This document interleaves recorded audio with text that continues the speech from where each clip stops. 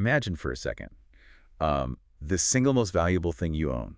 For the vast majority of you listening right now, I'm willing to bet that isn't a stock portfolio or, a vintage car collection. No, not at all. It's the roof over your head. Absolutely. For most of us, our home is our primary financial asset. It's also the only asset where you sleep, eat, and raise a family. It's a very strange hybrid of investment and sanctuary. Exactly. It's where you measure your kid's height on the door frame. It's where you, I don't know, burned your first Thanksgiving turkey. So when you decide to sell that asset, it is not just a cold financial transaction. It's a massive crossroads and, frankly, usually an emotional roller coaster. And that's the tension we're exploring today. We have this stack of materials from a veteran realtor's guide. It's this comprehensive 12-chapter roadmap that covers everything from that very first inkling that it might be time to move. Right. All the way to the closing table. And what I love about this material is that it doesn't just give you a checklist of, fill out this form, call this person. It dives deep into the psychology of the seller. It's really about the head game. It really is.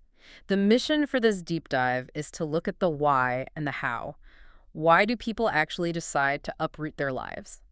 And then once they do, how do they strategically turn a home full of memories into a marketable product? So whether you are thinking about selling right now, maybe helping a parent downsize, or you're just fascinated by what makes the real estate market stick around, we are going to uncover why people really move. And spoiler alert, it's usually not for the money. And how to avoid some incredibly costly mistakes along the way. It's a fascinating look at human behavior through the lens of real estate. It really is. So let's unpack the first big question, the decision. I think there's this common assumption, I know I've been guilty of it, that people sit around watching the housing market like day traders. Right. Oh, prices are up. Let's sell high and cash out. Yeah. The idea that the average homeowner is some kind of shark trying to time the market for maximum profit. Exactly. But looking at the data we have here, specifically the National Association of Realtors 2025 profile of home buyers and sellers, that assumption is pretty much dead wrong, isn't it? It is. I mean, when you look at the actual data, and this covers transactions from mid-2024 to mid-2025, you see that life events, not market conditions, are what dominate the decision to sell. And that time period is key, right? It's crucial because if you look at the economics of that specific period, selling actually made very little sense for a lot of people. Because of the lock-in effect. We have to talk about that context. They're so important. In 2024 and 2025, mortgage rates were relatively high compared to the historic lows of the pandemic era. So that created a situation where many homeowners were sitting on these amazing 3% interest rates. And moving meant what? Trading that cheap money for a much more expensive loan. Exactly. So logically, you wouldn't sell unless you absolutely had to. You'd be doubling your interest payments in many cases. So the people who did sell. The people who sold in this period were driven by necessity or major life shifts. They weren't just, testing the waters or trying to get rich quick. They were moving because life gave them no other choice. Okay, so let's break down the top 10 reasons from that report, because I think this paints such a vivid picture of what's actually happening. The number one reason, this is at 26%, is just, honestly, it's pretty wholesome. It is heartwarming, yeah. The desire to move closer to friends and family, that is the single most common primary driver, especially for, older repeat buyers or retirees. It's about connection. It is. It's not about the money. It's about the grandkids or being near your support system. That's huge. Now, the next two reasons are interesting because they are almost perfectly symmetrical. Yes, you have home is too small at 10% and home is too large at 10%. The Goldilocks problem. Exactly. It really highlights the life cycle of home ownership. On one side, you have growing families feeling cramped.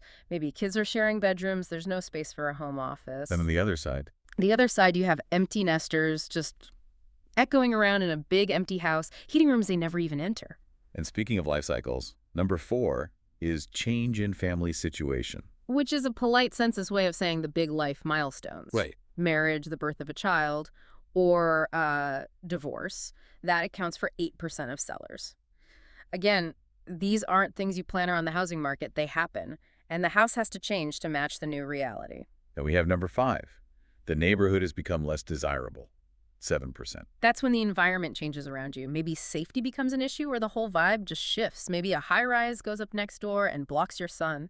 And tied with that, also at 7%, is moving due to retirement. Which, often links back to reason number 1, moving closer to family or maybe heading to a warmer climate to simplify life. Now, jobs. We always hear about people moving for work. We think of Americans as this sort of nomadic workforce. It's there, but maybe lower than people expect. Job relocation is at 6%, and moving closer to a current job, trying to cut that commute, that's at 3%. That is lower than I thought.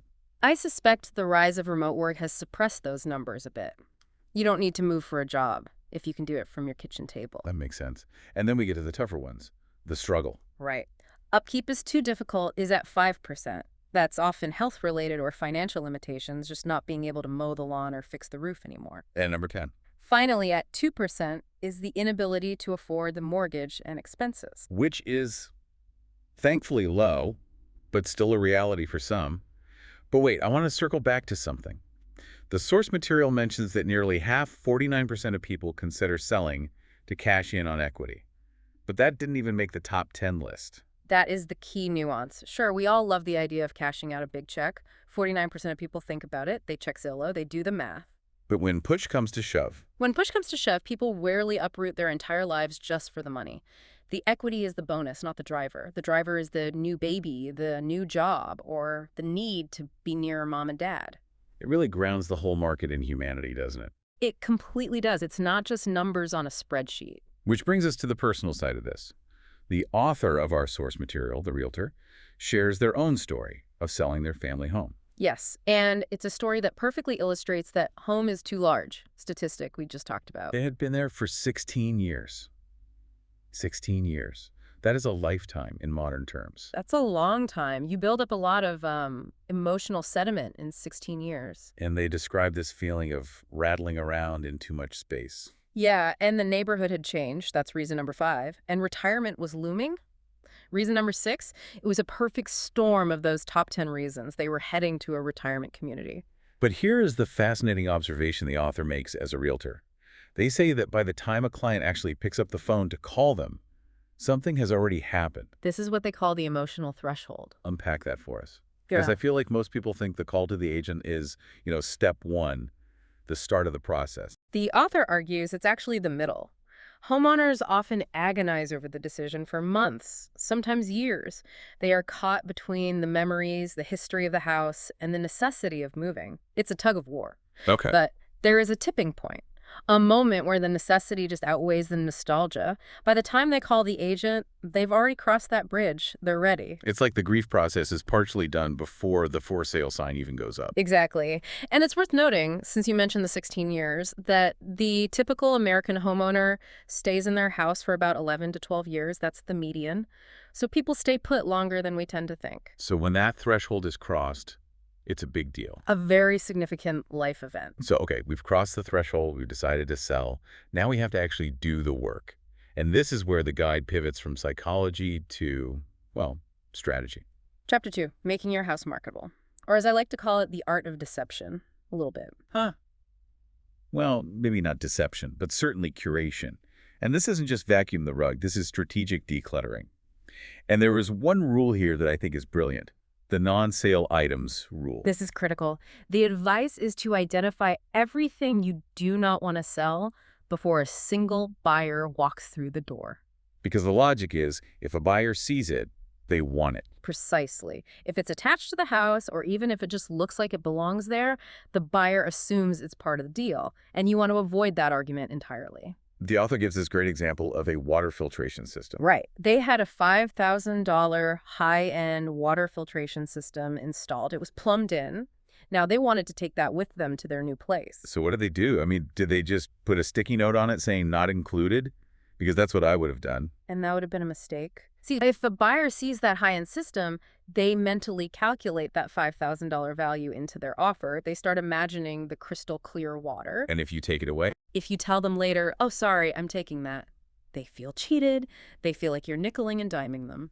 So the pro move was? They had a plumber come in, remove the $5,000 system, and install a standard, $500 water softener in its place before listing the house. Then they put the expensive one in storage. That seems like a lot of work, though. Was it really worth the hassle? Oh, absolutely. Think about the psychology. The buyer walks in, sees a perfectly functional $500 softener, marks water softener on their checklist, and is happy. They don't know what they missed. If it's gone, they don't miss it. Exactly. The seller keeps their expensive gear, and the deal proceeds smoothly. No arguments. And this applies to everything, right? Everything. Chandeliers are a big one. Mirrors. If you have a decorative mirror that belonged to your grandmother, take it down. Pack it away. Don't leave it up and hope the buyer reads the fine print.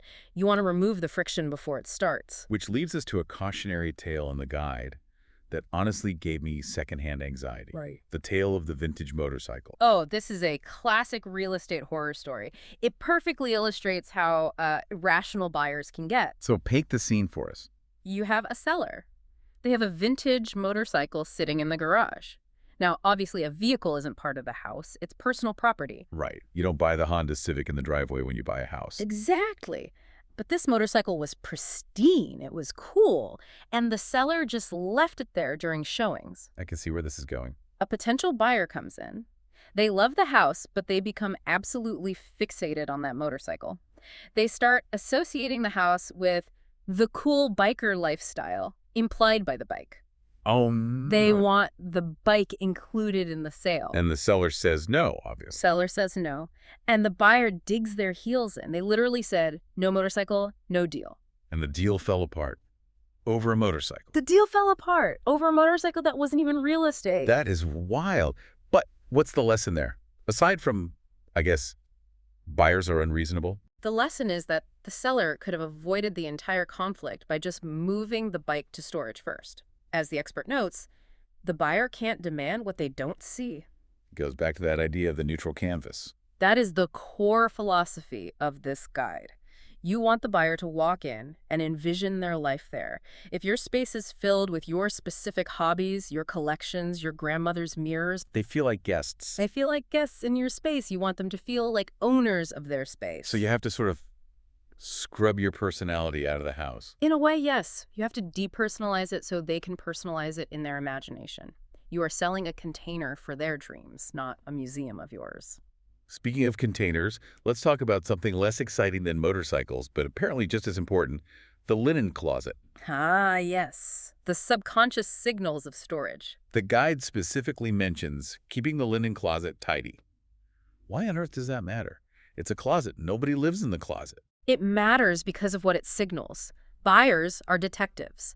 If they open a linen closet and towels are falling out, sheets are jammed in a ball, and it's a chaotic mess, their brain doesn't think, oh, the cellar is messy. What does it think? Their brain thinks this house doesn't have enough storage space. Interesting. They blame the house, not the owner. Exactly.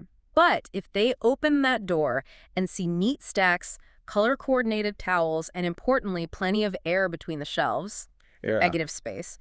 If there is empty space, the subconscious message is, look at all this room. There is plenty of space here for my stuff. You are selling the illusion of order. You are selling the idea that life in this house is calm and organized. Even if your life is actually a disaster. Especially then. You want them to buy the fantasy. And clutter, even hidden clutter, kills that fantasy. We've talked strategy, hiding the bike, swapping the filter, organizing the towels, but I want to go back to the emotion of this making it marketable phase.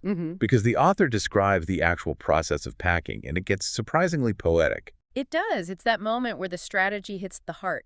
They talk about the bittersweet nostalgia, taking down the photo frame. Which is necessary, right? You have to remove the photos so the buyer doesn't get distracted by your family faces. But for the seller, that's erasing their history. It's the first step of detachment.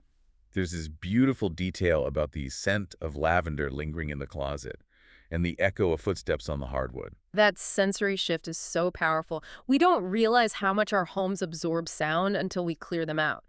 When the rugs are gone and the furniture is boxed up, the acoustics of the house change, the smell changes. It transforms from a haven, that's the word they use, into a blank canvas. And the expert points out that this detachment is actually a tool. It is. It's a coping mechanism and a business strategy wrapped in one. You have to mentally move out before you physically move out. If you are still emotionally clinging to the house as yours, you will struggle with negotiations. You'll be offended by low offers. You'll be defensive about inspection reports. You take it personally. Exactly. But if you've packed the boxes, smelled the lavender one last time, and said goodbye, you can treat it like a product. You can be objective. That is such a crucial distinction. It's almost like you have to fire yourself as the homeowner to hire yourself as the seller. That's a great way to put it. Now, we are diving deep into the psychology and the prep today, but I want to give the listener a sense of just how comprehensive this source material is. This is a 12-chapter guide, and we've really just scratched the surface of the first two or three. Right. The roadmap to closing is long and full of potential pitfalls. We can't cover them all, but there are some big ones. For example, Chapter 8, the FSBO trap. For sale by owner, the siren song of saving the commission. Why pay 6% when I can stick a sign in the yard? The guide presents some pretty compelling evidence against trying to sell it yourself. It's often a case of stepping over dollars to pick up pennies. Without the exposure of the MLS and the network of agents, you often end up selling for less than you would have netted, even with an agent. And then there's the team. Chapter 3 is all about the real estate agent report card. Which is a great concept, grading your potential agent to make sure they are actually going to champion your interests. You want someone who knows the neighborhood, not just someone who has a license. And Chapter 12 covers title companies, the unsung heroes of the transaction. And we can't forget the scary stuff, predatory buyers. Chapter 9. This is real. There are investors out there looking to take advantage of vulnerable sellers, especially those in distressed situations or those trying to sell on their own. The guide warns against them and teaches you how to spot the red flags. And then the practical nuts and bolts. Chapter 4 on pre-sale inspections, Chapter 5 on repairs, and Chapter 6 on professional staging. All of which reinforces the main theme. Preparation prevents panic. Whether it's fixing a leak before the buyer finds it or staging a room so it looks bigger, it's all about controlling the narrative of the house. You want to hand the buyer a house that feels like a yes, not a project list.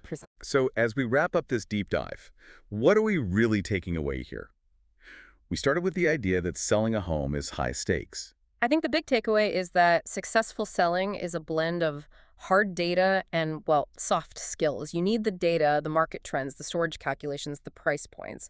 But you also need the soft skills, managing your own emotions, understanding the buyer's psychology, and creating that neutral atmosphere. It's about balance. Yeah. You can't just be emotional and refuse to paint over the purple walls because you love them. And you can't just be a robot and ignore the stress of the transition. Exactly. The most successful sellers are the ones who can walk that line. They can honor the memories they made. They can have that moment of sadness in the empty closet, but then they can ruthlessly pack that vintage motorcycle into storage to get the deal done. They can transition the home from a repository of memories into a marketable product before the sign ever goes in the yard. That's the secret sauce. So here is a thought I want to leave you with today. We spend so much time obsessing over our stuff. The water filters, the motorcycles, the specific way we organize the linen closet. But if this deep dive has shown us anything, it's that the house is really just a container. It's the shell.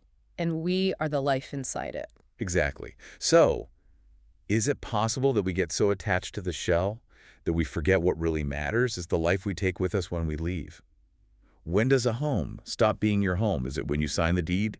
Or is it the moment you take that last picture off the wall and realize the walls were never the point to begin with? That is the question. Something to mull over as you look around your own living room. Thanks for listening to The Deep Dive. We'll catch you on the next one.